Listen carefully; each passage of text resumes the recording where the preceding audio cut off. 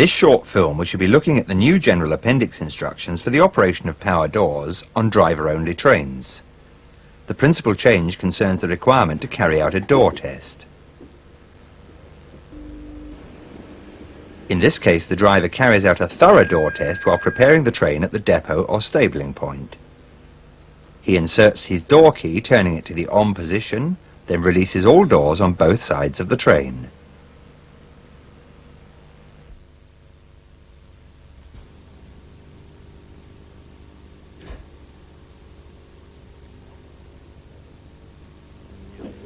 He now walks through the train, opening each door by means of the adjacent passenger door open button and checking visually that the external hazard light is illuminated on each side of every vehicle. If any door is found to be isolated, the isolation must be removed, unless the door is defective and correctly locked and labelled out of use.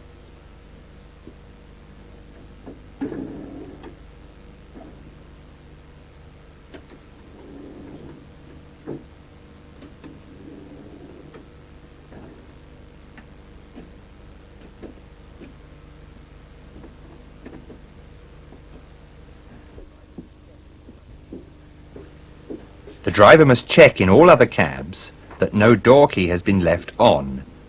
These cabs must then be locked from passenger access.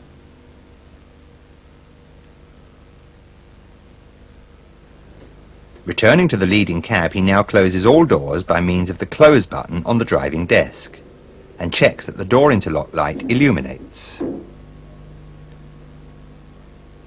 A unit must not enter service from a maintenance depot if any door does not function correctly or is already defective and locked and labelled out of use, nor where a hazard light is inoperative. If the train is entering service from a stabling point, the driver must ensure that any defective door is locked and labelled out of use. However, if all doors on one side of a vehicle are out of use, the train must not be taken into service. A defective hazard light must be entered in the repair book and operations control must be informed. Now let's look at the operation of power doors once the train enters service.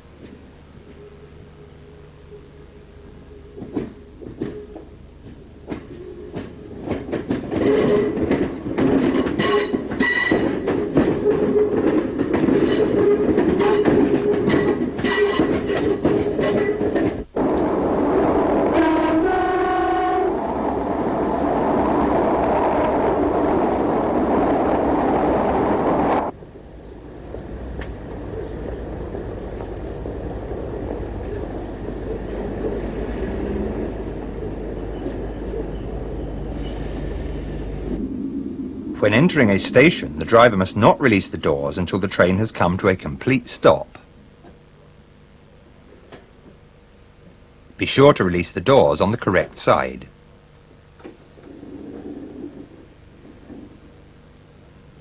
When the train is ready to depart, the driver closes all doors, then checks that the door interlock light has illuminated. He must now check by means of CCTV or mirrors that the doors have properly closed and that it is safe to start. Where no CCTV or mirror is provided, he must make this check visually, or where the platform is staffed, he must obtain assurance that any part of the train which he cannot see has been checked by obtaining the ready-to-start signal.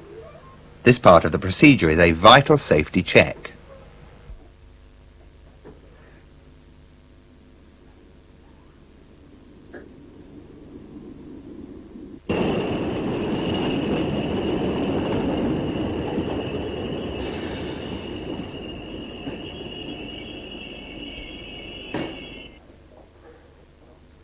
If the door interlock light fails to illuminate after all doors have been closed, the driver must check the doors for obstruction.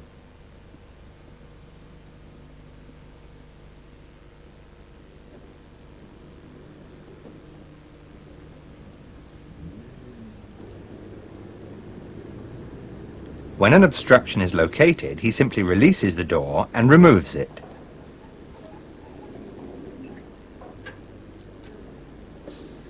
Don't forget that a hazard light will remain illuminated on any car where the passenger alarm has been operated or the fire equipment has been activated on a DMMU train. If any door remains open after several attempts to close all doors, the driver should close it manually, then isolate and lock it before affixing an out-of-use label.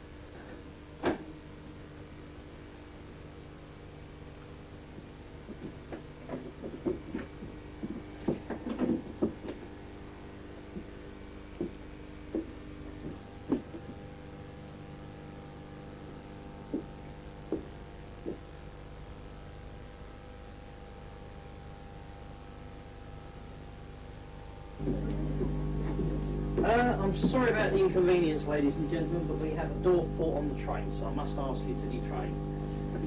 Thank you. If any door cannot be closed, the vehicle must be put out of use, the passengers transferred to another part of the train, and operations control informed. In these circumstances, the train must be taken out of service at the first suitable location. If the door interlock light still cannot be obtained after all doors have been checked, the driver may apply power if he is sure that it is safe to start. Should he be unable to take power, it may be necessary to isolate the traction interlock. This action removes a vital safeguard, and the greatest care should be taken to ensure that the train is not moved until it is safe to do so. The traction interlock must only be isolated to enable the train to proceed to the first point where it can be taken out of service. No train may proceed beyond such point with the traction interlock isolated. New labels are being introduced to caution passengers to the danger of attempting to enter or leave the train while the doors are closing, thus reducing the risk of being trapped.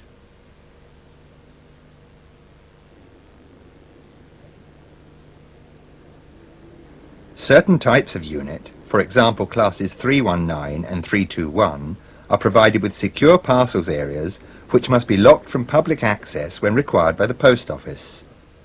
However, power doors in these areas must be fully tested before the train enters service.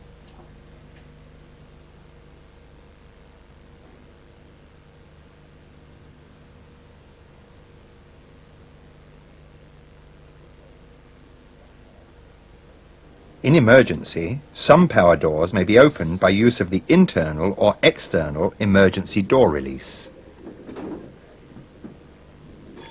External doors must be closed at all times when the train is in motion, including shunting or empty movement.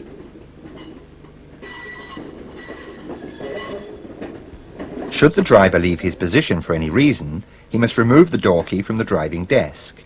If it is necessary to leave the train, he must ensure that the door is closed behind him, unless he uses a door to which passenger access is denied. Finally, when the train is stabled, all external doors must be closed and interior cab doors and end vestibule doors locked.